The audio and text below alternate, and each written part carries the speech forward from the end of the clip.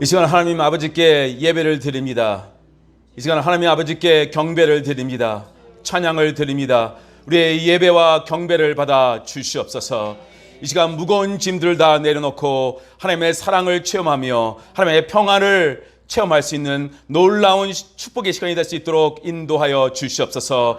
하늘문을 열어 주시옵고 주님께서 예비해 두신 놀라운 은혜와 축복을 이 시간 허락하여 주시옵소서. 이 시간 말씀을 듣기를 원합니다. 우리의 마음문을 열어 주시옵소서. 말씀이 선포될 때 말씀으로 위로를 받고 말씀으로 도전을 받는, 그래서 우리가 함께 성장하는 교회가 될 수 있도록 인도하여 주시옵소서. 감사하며 예수님의 이름으로 기도드렸습니다. 아멘. 우리 하나님 말씀 보시겠습니다. 창세기 9장 1절에서 17절 말씀 함께 읽도록 하겠습니다. 창세기 9장 1절에서 17절 말씀. 교대로 읽을까요? 네, 제가 먼저 1절, 성도님께서 2절 이렇게 읽도록 하겠습니다. 하나님이 노아와 그 아들에게 복을 주시며 그들에게 이르시되 생육하고 번성하여 땅에 충만하라.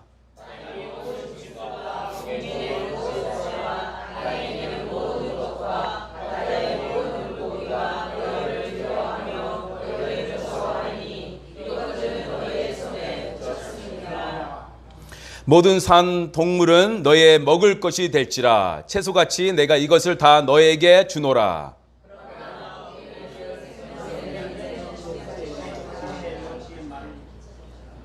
내가 반드시 너의 피 곧 너의 생명의 피를 찾으리니 짐승이면 그 짐승에게서, 사람이나 사람의 형제면 그에게서 그의 생명을 찾으리라.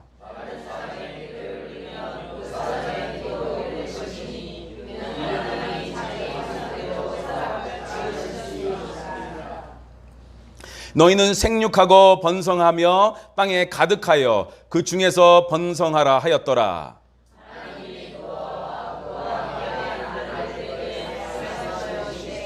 내가 내 언약을 너희와 너의 후손과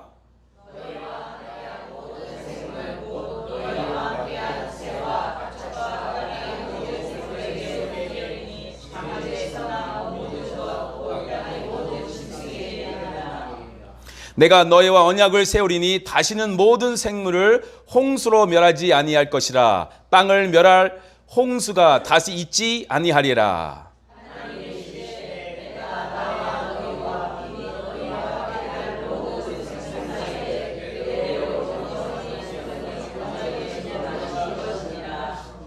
내가 내 무지개를 구름 속에 두었나니 이것이 나와 세상 사이의 언약의 증거니라.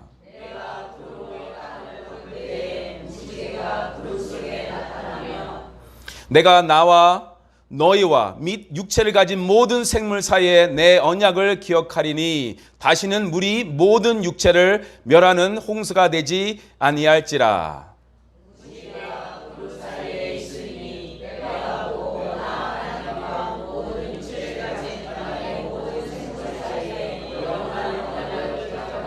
다 같이 하나님이 노아에게 또 이르시되 내가 나와 땅에 있는 모든 생물 사이에 세운 언약의 증거가 이것이라 하셨더라. 아멘. 하나님의 언약이라는 설교 제목을 가지고 창세기 시리즈를 계속 이어가도록 하겠습니다. 저희는 이제 창세기 8장을 지난주에 마쳤고요. 오늘부터 창세기 9장을 살펴보도록 하겠습니다. 창세기 8장에서 저희는 홍수의 심판을 보았습니다. 그 홍수 가운데서도 하나님은 노아를 기억하신 것을 우리가 지난주에 살펴보았습니다. 이제 홍수의 심판은 끝이 났습니다. 이제 홍수로부터 새로운 세계가 시작이 되는 것입니다. 노아와 그의 가족은 물론이고 모든 피조물의 삶이 땅 위에서 다시 새롭게 이제는 시작을 해야 하는 것입니다. 새롭게 시작하는 과정에서 저희는 1장에서 창세기 1장에서 보여준 천지 창조의 과정을 따라가는 것을 오늘 9장에서 또한 목격하게 됩니다. 왜냐하면요, 하나님께서 태초에 하고자 하셨던 일을 포기하지 않으셨기 때문입니다. 하나님은 계속 그의 구원의 사역의 과정을 이루어 가실 것입니다. 홍수의 심판은 창세기 1장 하나님께서 천지를 창조하시기 전 상태를 떠오르게 하는 면이 좀 있습니다.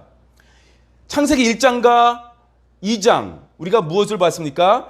특별히 1장 2절에 무슨 말씀이 있습니까? 혼돈과 공허의 상태의 땅을 우리가 살펴보았습니다. 이런 곳에서 노아는 새롭게 이제 또 시작을 해야 하는 것입니다.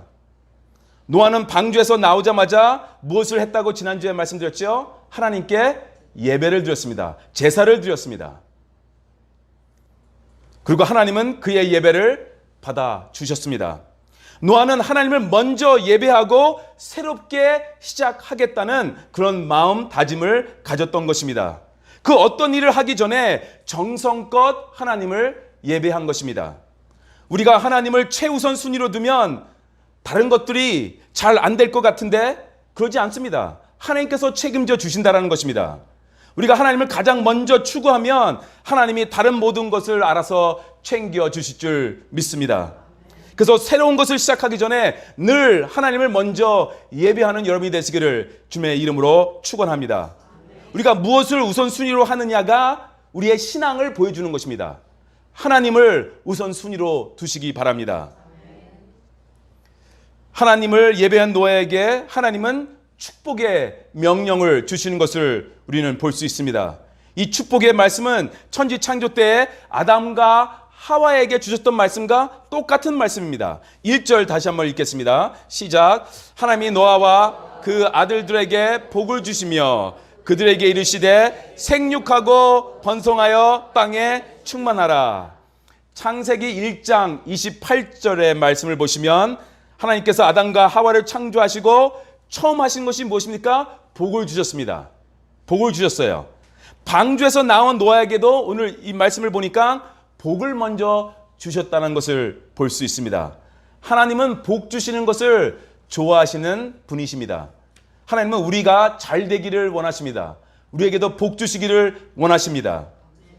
노아와 그의 아들들에게 복을 주시면서 뭐라고 말씀하십니까? 생육하고 번성하여 땅에 충만하라. 7절 말씀을 보시기 바랍니다. 너희는 생육하고 번성하며 땅에 가득하여 그 중에서 번성하라 하셨더라.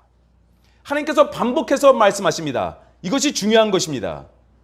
생육하다, 영어로 보니까요 be fruitful 이라고 말하고 있습니다. 생육하다, 열매를 맺다라는 뜻으로 풍성한 결실을 말하고 있는 것입니다. 또 번성하여는 영어로 보니까 multiply, 그러니까 곱하다라는 뜻입니다. 곱셈입니다.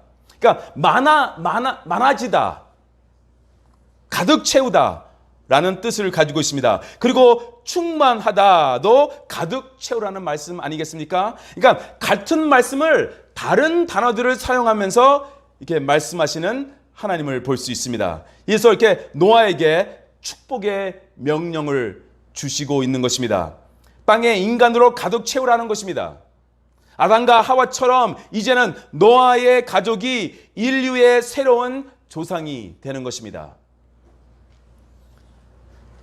모든 사람이나 생물이 다 죽고 도시도 마을도 다 없어진 황무한 상태에서 새 출발하는 노아의 가족에게 하나님께서 주시는 이 축복의 명령입니다. 공허하고 텅 빈 땅에 하나님은 노아의 후손들로 채우기를 원하셨습니다. 그래서 이 명령을 노아에게 지금 주고 계시는 것입니다. 지금 이 세상을 바라보면요, 화려해 보입니다. 멋있게 보입니다. 뭔가 충만해 보입니다. 그렇지만 영적의 눈으로 본다면요, 그렇지 않습니다. 정말 말 그대로 황무지 같은 공허하고 텅 빈 상태입니다. 이것이 지금 영적의 세상 상태입니다.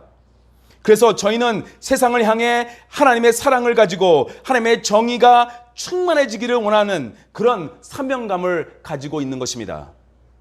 지금 이 세상을 보면요, 지금 우리 사회를 보시면요, 하나님의 복으로 채워져야 할 것이 너무나 많다라는 것입니다. 그래서 하나님께서 우리에게 복을 주시면서 영적으로 텅 빈 상태에 있는 세상을 향해 다양한 영역을 향해 나가라는 것입니다. 교회에 모여서 예배를 드리고 나서 우리는 세상을 향해 나가는 것입니다. 하나님의 복을 가지고, 하나님의 사랑을 가지고, 하나님의 정의를 가지고, 하나님의 은혜를 가지고, 그래서 이 세상에 나가서 우리의 가정에, 우리가 일하는 곳에 하나님의 사랑이, 하나님의 은혜가 충만해지기를 원하는 것입니다. 우리에게 복을 주시고 우리에게 영적으로 황무지한 가정으로 보냅니다.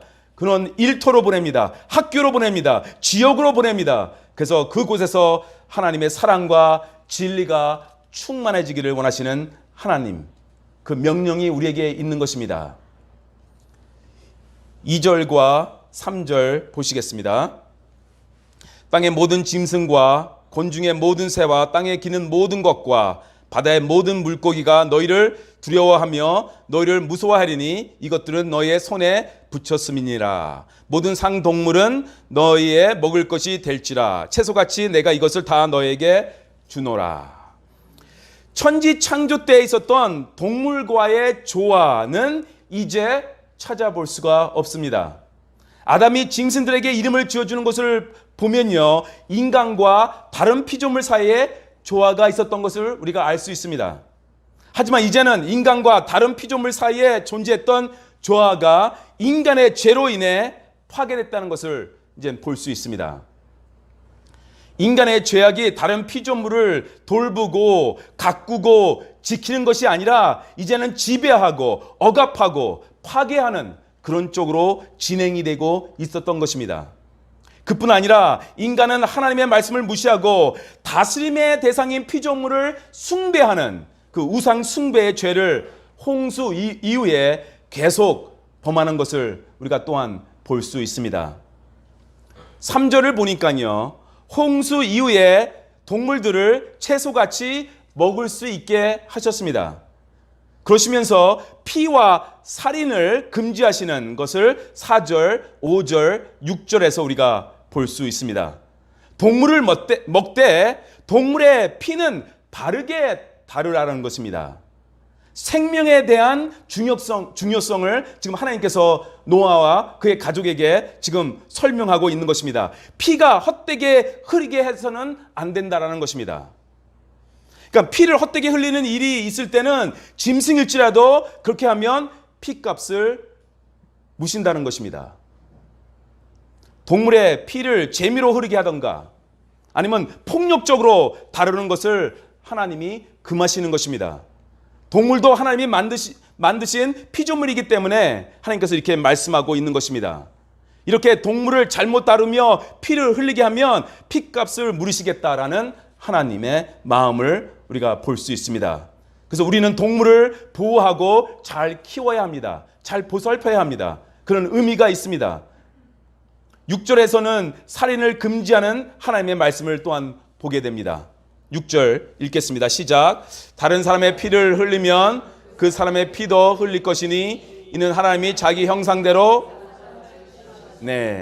사람을 죽이는 것을 금지하셨습니다.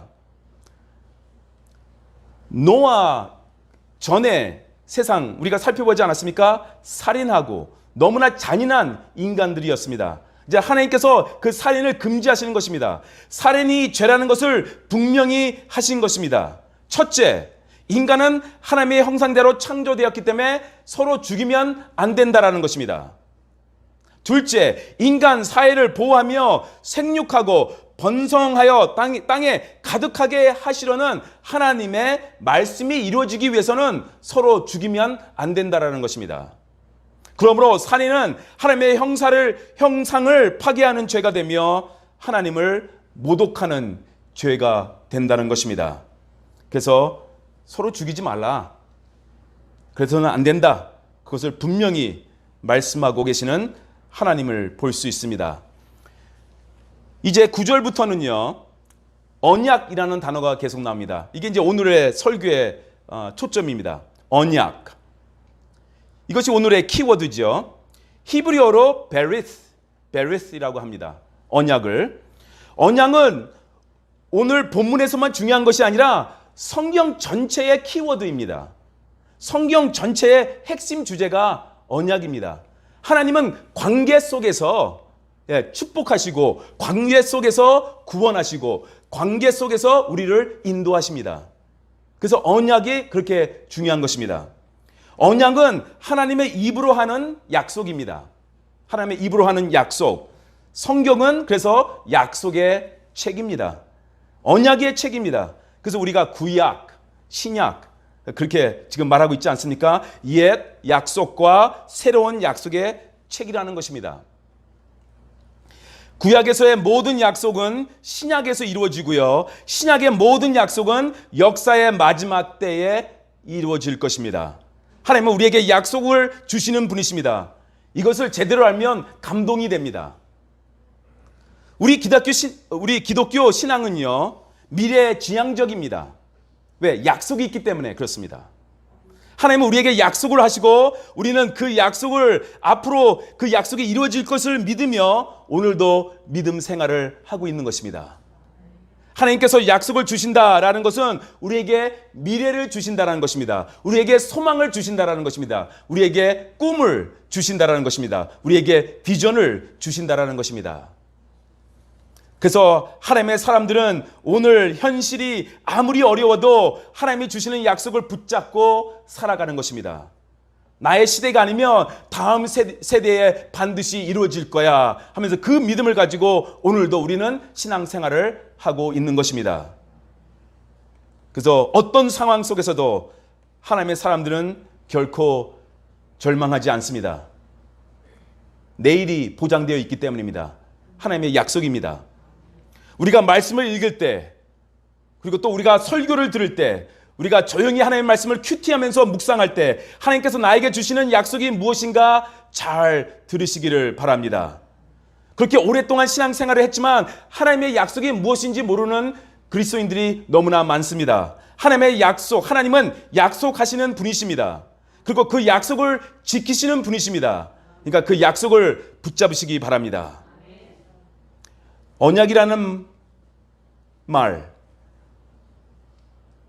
약속인데요. 말로 하는 약속. 근데 구약 성경에서는 세 가지 언약의 형태가 있는 것을 볼 수가 있습니다. 첫째, 양쪽이 동등한 입장에서 맺는 언약이 있습니다. 그러니까 이거 인간과 인간 사이에 맺는 언약들이 나오죠. 둘째, 유력한 쪽에서 일방적으로 맺는 언약도 있습니다. 강한 쪽이 약한 쪽을 그냥 일반적으로 이렇게 말해서 맺는 언약도 있고요. 그리고 세 번째는 하나님께서 맺으신 언약이 있습니다. 오늘 본문은 이 세 번째 하나님께서 맺으신 언약을 우리가 지금 살펴보고 있는 것입니다. 하나님과 우리 사이의 계약이라고 그렇게 말할 수도 있습니다. 사업하시는 분들은 이 계약을 많이들 해서 잘 아실 것입니다. 원래 계약은 두 사람이 합의해서 이루어지는 거 아니겠습니까? 서로의 조건이 만족될 때 이루어지는 것입니다. 잘못된 계약들도 많지요. 힘을 가진 쪽에서 그냥 밀어붙여서 계약을 맺는 일들도 우리가 이 세상에서 흔히 보게 됩니다. 근데 오늘 본문을 자세히 보시면 하나님께서 노아와 계약을 하는 것인데 이상한 점이 좀 있습니다. 무엇입니까? 하나님께서 노아와 언약을 세우시는데 노아는 아무 말도 하지 않았다라는 것입니다. 그게 좀 이상하지 않습니까? 일반적입니다. 하나님께서 말씀하시고 하나님께서 결정하시고 하나님께서 끝내시는 언약입니다. 그것을 볼 수가 있어요. 처음부터 끝까지 하나님 혼자서 노아에게 일반적으로 하는 약속입니다. 그런 계약입니다. 그 주도권은 언제나 하나님께 있고 사람은 수혜자가 되는 그런 형태로 하나님께서 인간에게 일방적으로 세우는 언약이 오늘의 언약입니다. 하나님께서 노아와 언약을 맺으실 때 계속 사용하는 단어가 있어요. 그래서 내가 라는 단어입니다. 9절, 11절, 12절, 13절, 14절, 15절 보니까요 계속 나옵니다. 내가 너희와 언약을 세우리니 내가 하나님께서 계속 말씀하시는 것입니다. 이것은 언약의 주체가 하나님이시다라는 것을 강조하고 있는 것으로 볼 수가 있습니다. 인간과 의논하거나 타협해서 생긴 것이 아니라 하나님의 절대 주권적인 그 언약이라는 것입니다. 그 약속이라는 것입니다. 노아 쪽 의견은 듣지도 않습니다. 이럴 수 있는 것이냐? 너무 일방적인 것 아니냐라고 생각하는 사람들도 있습니다. 그런데 이 언약은요, 그럴 수밖에 없습니다. 비슷한 수준의 사람끼리는 합의가 이루어질 수 있지만 절대자이신, 창조주이신, 지극히 높으신 하나님과 우리 너무 수준 차이가 나는 거 아니겠습니까? 그래서 언약이 일방적일 수밖에 없는 것입니다. 그런데요, 하나님 혼자서 계획하시고 하나님 혼자서 말씀하시고 진행하시는 언약이지만 하나님에게 좋은 것이 아니라 우리에게 좋은 것이에요. 우리에게 더 좋은 것이에요. 손해보는 쪽은 하나님이십니다. 우리를 위한 언약이라는 것입니다. 우리에게 훨씬 더 좋은 계약이라는 것입니다. 그래서 놀라운 축복이라는 것입니다. 이것은 부모와의 마음과도 같습니다. 부모의 사랑은 일방적이잖아요. 자녀를 하고 계약하고 시작하는 부모님들이 어디 있겠습니까? 아기가 태어났는데 어떤 부모가 대학 들어갈 때까지만 우리가 너를 도울 거야. 대학 들어가자마자 20년을 키워준 그 모든 비용을 너는 갚아야 돼. 그리고 우리 집에서 살면서 모든 성적이 95점 넘지 않으면 집에서 나가. 그런 아기를 이렇게 앞에다 세워놓고 그렇게 말하는 부모가 어디 있겠습니까? 그런 부모는 없습니다. 근데 지금 생각해보면 그런 계약을 했으면 좋았을 텐데.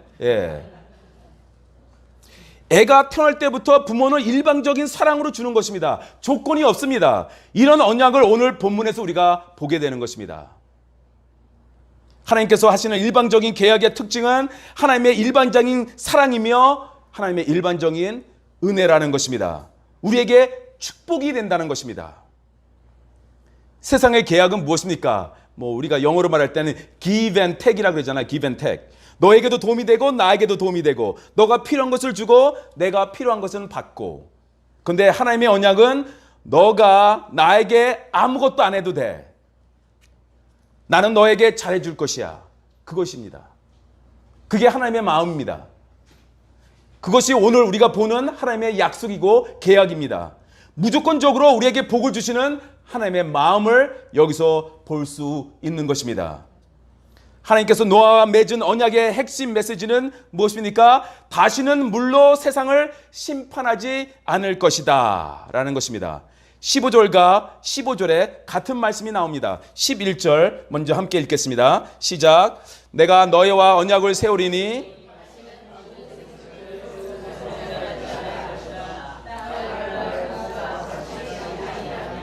아멘.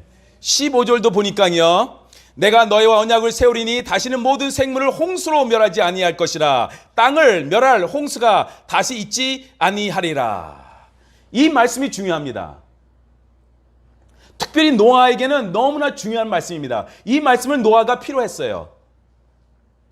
노아의 입장으로 돌아가서 한번 생각해 보시기 바랍니다. 노아가 방주 밖으로 나왔을 때 완전히 물로 망한 세상으로 나온 것입니다. 아무리 하나님께서 바람을 이용해서 땅을 말리셨다 해도 노아의 입장에서는 정말 힘든 상황이었을 것입니다. 모든 것이 없어졌어요. 우리 동두천에 오래 사셨던 분들은 다 아실 것입니다. 그전에는 비 때문에 얼마나 많은 피해를 동두천이 입었습니까? 보산동은 2층 건물까지 잠기지 않았습니까? 그래서 미국 군인들이 배 타고 다녔어요. 그 부대 앞을. 단 며칠 태풍이 지나가면서 비가 오고 신천에 물이 넘치고 동물이 떠내려가고 그리고 비가 멈추고 나서 그 피해를 입은 지역에 가보면요. 어디서부터 무엇을 해야 될지 모릅니다. 그게 보산동 앞이었어요. 노아의 홍수 때는 말을 할 수 없을 정도로 비참하고 처참한 그런 절망적인 상태였습니다. 이때 노아 가족에게 필요한 것은 두려움을 극복하는 것입니다. 그래서 홍수로 땅을 멸하지 않겠다라는 약속이 너무나 감사한 말씀인 것입니다. 생명을 홍수로 멸종시키지 않겠다라는 것입니다. 노아가 그 말씀을 들어야만 했습니다. 노아가 그의 가족이 새로운 땅에서 새롭게 주어진 축복의 말씀을 받고 새롭게 시작을 하려면 홍수에 대한 두려움과 그 어려움을 극복을 해야 했습니다. 두려운 마음을 가지고 새롭게 시작할 수는 없는 것입니다. 홍수의 두려움이 계속 있다면 비만 조금 와도 벌벌 떨면서 하나님이 주신 사명을 감당하지 못하게 됐을 것입니다. 충격적인 경험을 하고 나면 트라우마가 생기는 것 아니겠습니까? 제가 이것을 잘 압니다. 2001년 9월 11일 저는 비행기를 타고 미국을 가고 있었는데 와이프하고 아이들은 미국에 가 있었고요. 저의 여동생의 결혼식이 있었기 때문에 혼자서 비행기를 타고 갔습니다. 시카고 도착하기 2시간 전에 9.11 테러가 일어난 것입니다. 그래서 테러범들이 비행기 4대를 납치했죠. 그래서 뉴욕의 쌍둥이 건물 한 대씩 이렇게 부딪히고 또 미국 국방부 건물에 부딪히고 하나는 승객들이 테러범들과 비행기 안에서 싸워가지고 펜실베니아 주의 한 농지에 추락을 했지요. 그 비행기 탄 사람들은 다 죽었습니다. 그 쌍둥이 빌딩이 무너지지 않았습니까? 그래서 3,000명이 정도가 그날 죽었습니다. 그때 저는 무슨 일이 있는지도 모르고 2시간이면 이제 시카고에 도착하니까 앞좌석에 있는 모니터를 보면서 비행기가 나는 항로를 보는데 시카고로 가다가 갑자기 항로에서 벗어나는 것입니다. 이게 보이잖아요. 그래서 아무런 생각 없이 그냥 모니터가 고장이 났나 보다 했는데 시카고가 아닌 미니애폴리스라는 곳에서 내리는 것입니다. 그러면서 긴급 상황이라는 말만 되풀이하고 그렇게 2시간 동안 활주로에 그냥 비행기가 멈춰서 있는 것입니다. 그러더니 갑자기 경찰들이 총을 들고 비행기에 문을 열고 들어오는 것입니다. 다들 놀랐죠. 그런 경험이 있어서 저는 비행기를 타면 비행기 확률을 보여주는 모니터를 항상 봅니다. 지금도 그래요. 꼭 봅니다. 그걸 본다고 뭐 저가 비행기를 조종하겠습니까? 무슨 일이 일어나면 어떻게 하겠습니까? 그렇지 않아도 그게 꼭 보게 됩니다. 작년에도 인도네시아에서 홍콩을 가는데 홍콩에 다 왔는데 비행기가 항로를 벗어나는 것이에요. 그래서 그때 깜짝 놀랐죠. 그래서 착륙을 안 하고 비행기가 홍콩 도시만 3바퀴 도는 것이에요.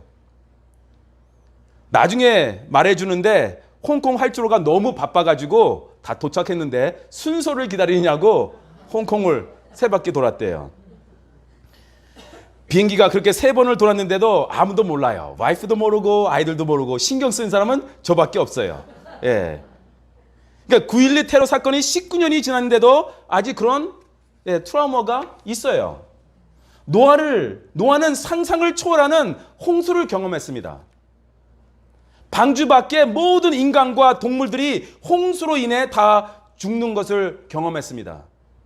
홍수로 인해 지구가 물에 잠기는 것을 보았습니다. 40일 동안 물이 쏟아 부어지고 땅이 갈라지면서 쓰나미가 일어나는 것을 40일 동안 경험을 했고 1년 동안 물 위에 떠다녔습니다.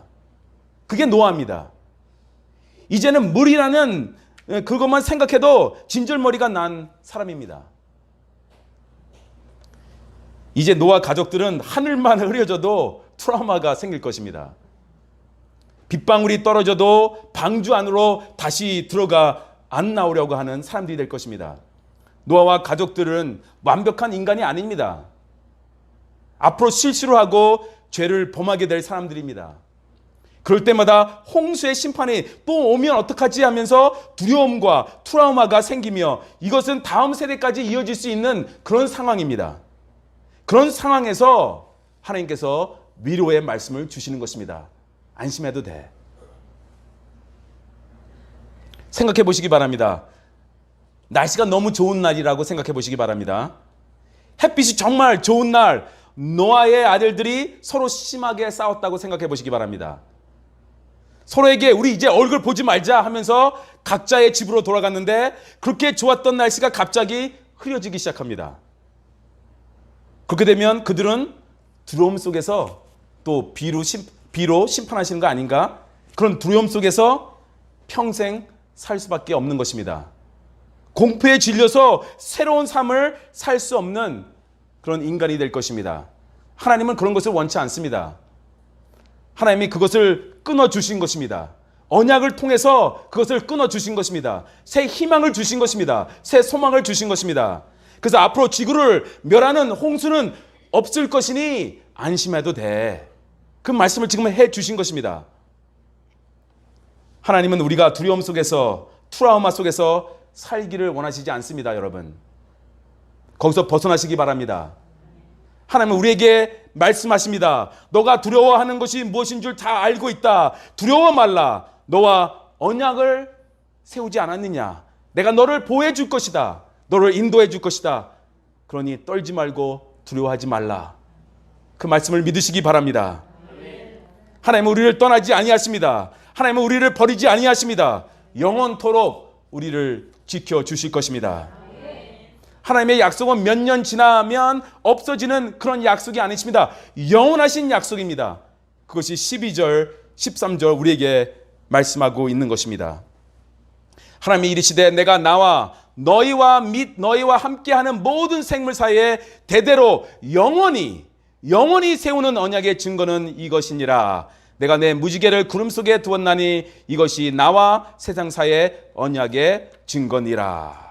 하나님의 언약은 영원한 약속입니다. 그리고 이 약속이 영원하다는 증거를 주셨습니다. 그 증거가 무엇입니까? 무지개입니다. 계약의 표를 주신 것입니다. 무지개가 언약의 증거입니다. 우리 인간도 계약을 할 때는 서명을 하던가 도장을 찍고 하는데요, 증거를 남기기 위해서 그렇게 하는 것입니다. 하나님도 그렇게 하셨습니다. 노아가 부탁한 것도 아닌데 하나님은 혹시 노아가 의심할까 봐 무지개를 언약의 증거로 주신 것입니다. 우리 무지개를 보면 다 좋아하지 않습니까? 무지개를 싫어하는 인간은 없습니다. 자주 볼 수 없는 것이기 때문에 무지개가 보이면 다들 무지개를 보면서 마음의 평화를 얻고 위로를 받을 때가 있습니다. 무지개를 우리는 보면서 좋아합니다. 근데 하나님도 무지개를 보시는 것입니다. 16절에 기록되어 있습니다. 무지개가 구름 사이에 있으리니 내가 보고, 하나님께서도 무지개를 보시는 것입니다. 무지개를 보면서 어떻게 하십니까? 하나님과 모든 육체를 가진 땅의 모든 생물 사이의 영원한 언약을 기억하리라. 하나님은 무지개를 보시며 우리와 맺으신 언약을 기억하시겠다라는 것입니다. 이렇게 하시면서 새롭게 시작하는 노아와 그의 가족에게 힘을 실어 주시는 하나님을 우리는 여기서 보게 됩니다. 구약에는 무지개가 약속의 증거였지만요, 신약에 와서는 십자가가 약속의 증거입니다. 성령님이 하나님의 약속의 증거입니다. 우리가 어떤 상황에서도 주님의 십자가를 붙들면 하나님께서는 우리의 소망의 미래를 보여주실 것입니다. 우리가 힘들고 우리가 지칠 때, 우리가 두려울 때 우리 안에 계시는 성령님께서 증거가 되어 주십니다. 불안해하지 말아라. 하나님은 너와 함께 하신다 라는 말씀을 주실 것입니다. 그러니까 새 소망과 새 희망을 가지시고 힘내시기 바랍니다. 무지개의 언약은 절망 가운데서도 힘든 가운데서도 늘 새롭게 시작할 수 있는 새로운 미래를 주시는 하나님의 약속입니다. 지금 어떤 상황에 여러분들이 있는지는 저는 솔직히 잘 모릅니다. 힘들 때가 많습니다. 어려울 때가 많습니다. 내 마음대로 되는 것이 하나도 없습니다. 그럴 때 하나님의 말씀, 하나님의 약속을 기억하시기 바랍니다. 그 약속을 붙잡고 위로를 받으시기 바랍니다. 오늘도 홍수 이후의 세상처럼 다시 새롭게 시작해야 하는 그런 상황에 우리가 있을지라도 하나님의 약속을 붙잡고 다시 일어나시는 여러분이 되시기를 주님의 이름으로 축원합니다. 기도드리겠습니다. 좋으신 하나님 감사합니다. 우리가 힘들 때 우리에게 찾아오셔서 우리에게 언약을 주시고 우리와 약속하시며 우리에게 말씀을 주시니 너무나 감사합니다. 그 말씀을 붙잡고 위로를 받으며 다시 새롭게 시작하는 우리가 될 수 있도록 인도하여 주시옵소서. 낙심하고 절망하지 말게 하여 주시옵소서. 주님, 우리를 붙잡아 주셨고 우리를 세워 주시옵소서. 감사하며 예수님의 이름으로 기도드렸습니다. 아멘.